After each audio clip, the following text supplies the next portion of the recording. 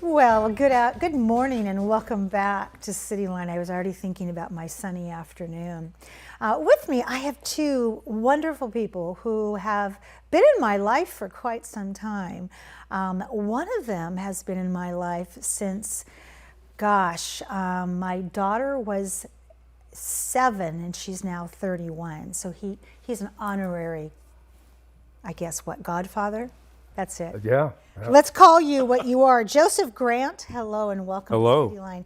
You are portraying, I'm going to give it away now, Warden Stamets in the Shawshank Redemption, That's which correct. is going to be on the main stage on Tacoma Theater. Welcome. I haven't seen you for 20 years. Yes. Yes. The last time I saw you, you were Atticus in To Kill a Mockingbird, and my daughter Olivia was Scout. And she was wonderful. You were wonderful. You the way you ran those kids, let me tell you, it was just like you were their father. Every final scene where she looks up at me and says, it would be sort of like killing a mockingbird, wouldn't it? I had to fight every night to keep the tears from flowing. You know, she's 31 and still says that. Ugh. Chris Surface, welcome back to TV Thank Tacoma. You are the managing artistic director of Tacoma Theater, and you have the most prolific collection of socks. Put your sock up there. Okay. Let's see it. What do you got for us? We've got pie. Pie? Summertime, you got to start thinking about pie. I had a key lime pie 2 days ago from Costco, and it was delicious. Ooh, Yes. I know where to stop. Yes, you do. I'm all about the pieces of pie. So, Chris, you and I, for years, have sat here before the camera comes on and talked about the shows that we want to see on the stage, or what you saw in New York, or who our favorite actors are and what was their best piece of work. And Shawshank Redemption has come up a lot between us because we love it so much. So, besides that, what else made you decide to produce Shawshank at this moment?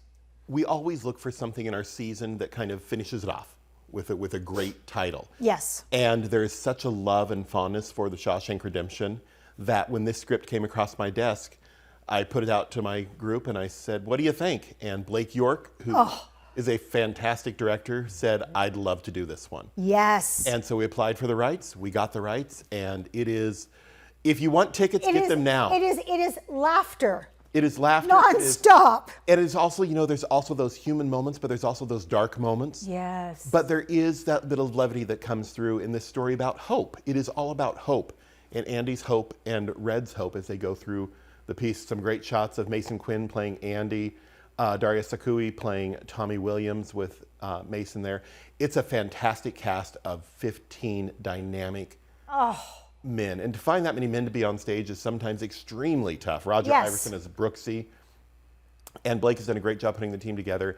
And the fight choreography is amazing, the set is amazing, the lighting design is amazing, the props are amazing, the costumes are amazing. The gang. It's just a great show that already, if you want to get tickets, like I was saying, get them now because there's only about 100 seats left for the entire run. There we go. That says it all right there. So, Joe, what were the auditions and rehearsals like? Because when I look at these pictures, I'm able to feel such a chemistry with that cast that I can just imagine the conversations that you had after the rehearsals that were so rich. Auditions were scary. I bet. Every male actor great in the people. world was there. Yeah. But good actors. I thought, the director is going to have to choose between these people, and it's a hard decision, but it's a wonderful decision. Yeah, what a bad decision. And I was to so have. glad that I was able to make the cut. Rehearsals, we started rehearsing in April. And, oh, wow. But not rehearsing 4 or 5 times a week, maybe rehearsing 3 times a week, breaking it down after the blocking rehearsals where we do the movements into individual 2- and 3-person short scenes or the crowd scenes involving all the inmates together interacting in the yard or in the library. Wow. And for a while, it's like the guys playing the inmates all kind of ended up sitting together, and I found myself over here like, okay, listen, I am part of this. But I'm the warden, so. Well, then you should have been over there. Yeah. So no, it was great. They are absolutely wonderful.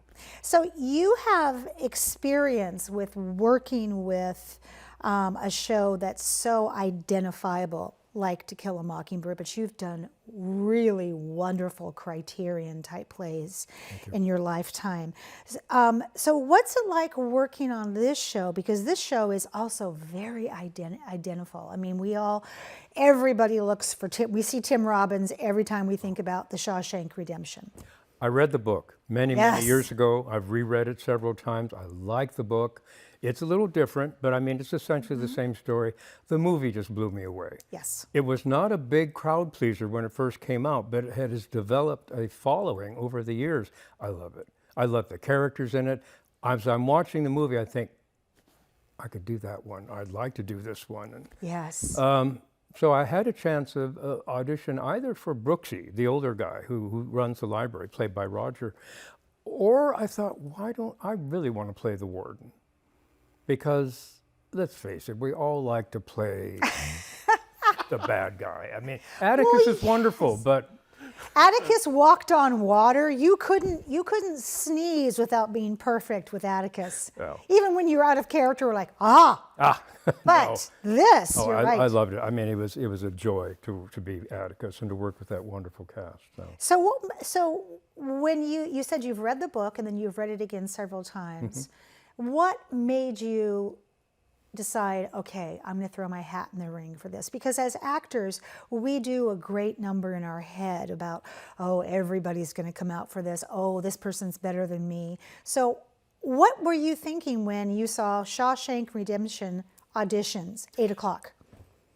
Every year you look at the shows that are going to be done in a season, the various theaters, and you find which ones that you think you have a chance for, which ones you are right for or wrong for. You have to be realistic. Yes. I looked at Shawshank and I thought, there's at least a couple of characters I could do. And initially, Blake and I have worked together before. And initially he thought, well, let's see if you have me read for Brooksy. And I said, nah, I want to read for the warden. And because the more I read it, I thought, I just like this character. And he says, oh, okay. And then there was a process where I think he thought about it, and I came in prepared. I mean, I came I in bet. having read, I'd gotten a copy of the script online, and I had done the part over and over and over and over. And I thought, I can do this. And well, even then, you don't always get it, but in this case, yes, thank you. I would have traded something very precious to me. I don't know what it would be. I don't want to speak it.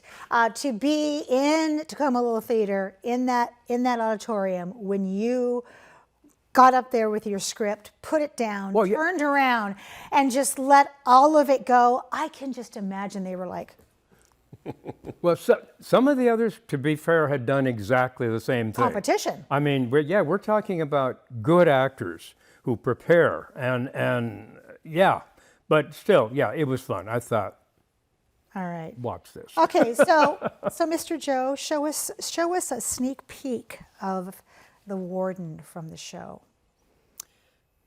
The warden he's a selfish man. He is a corrupt individual. He loves being in charge. He's power hungry.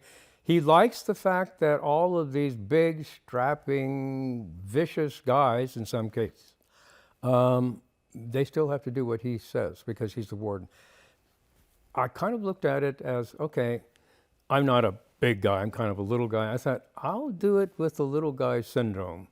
Oh, I'll walk right up to these guys and order them around because I'm a bully. Napoleon's. A small bully as opposed to a big bully. And so I've kind of used that. I love that. I like being in control. Can you give us an example of something you would say that would be bullying in your warden voice? There's a wonderful scene toward the very beginning of the show where I'm interviewing Redding, who is one of the very chief characters, also the narrator, played wonderfully by Mark Peterson, by the way. Oh, yes. And so we're doing this scene where he comes in, he's trying to convince me he's ready to be released and go out, and I say, you know, you're the guy that gets things for people. adult magazines, French wine, Cuban cigars, illegal things. And he keeps, no, I've given that up, and the warden sees right through him. Says, And at the very end, he says, you know, you are still a long way from rehabilitation, my friend. And if you ever come into my office again and take the good Lord's name, you will find yourself in solitary. Do we understand each other? okay, that gaze you just gave me just now, I was like,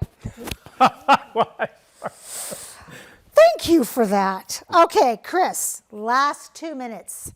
Summer education, what's happening with it? We have the Addams Family, Young at Part, and Schoolhouse Rock Junior live. Nice. We'll be performing those at Grant Center for the Expressive Arts in July and August, so keep an eye on our website. All camps are full for the summer.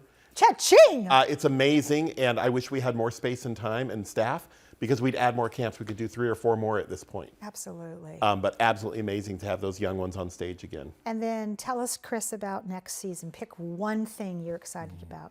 I will say with the show that auditioned this week, The Play That Goes Wrong opens September 8th, and get your season tickets now for the whole season because you'll love it all. But The Play That Goes Wrong is exactly that. Everything that could go wrong in a show goes wrong. The audition callbacks last night, we actually brought in a fight choreographer to do some fight choreography at the start of callbacks to see who can fall, who can take a hit, who can do that, who can roll. Who can and roll. there were spit takes, there was water being thrown on other actors in callbacks. It was the most fun I've seen at callbacks in a long time. Yeah, absolutely. Okay, question for both of you. Who do we need to thank? Joe, who do you want to thank? Oh, where do Make I it start? quick. Chris for deciding to do the Yeah. show. Blake, whom I've worked with as a fellow actor, for bringing wonderful ideas to directing, as well as designing the set, tech work, and then every member of the cast. I love that. I respect and love these guys. Everybody's out there helping each other, doing solid characterizations. The person who comes up with, Robert, who comes up with the wonderful props, the sound people, the set people, the costume people. I'm going to start Michelle. playing you off like on the Academy Awards. I'll stop. Chris, The patrons. one thank you. Yeah, Yes. I mean, the staff that we're at the end of our season, so the wonderful staff that has made the season come alive, and everybody who's been involved, both from volunteers to staff members, and our patrons to keep us going 105 years strong. Thank you both for being here today and Thank for you. doing what you do and sharing such love and grace so freely on those stages. And this is one for the books. Thank you. Thanks. We have much more to come on Cityline. Don't go away, because in the house, after a little bit of musical chairs, Tacoma Public Library. We'll see you in just a bit.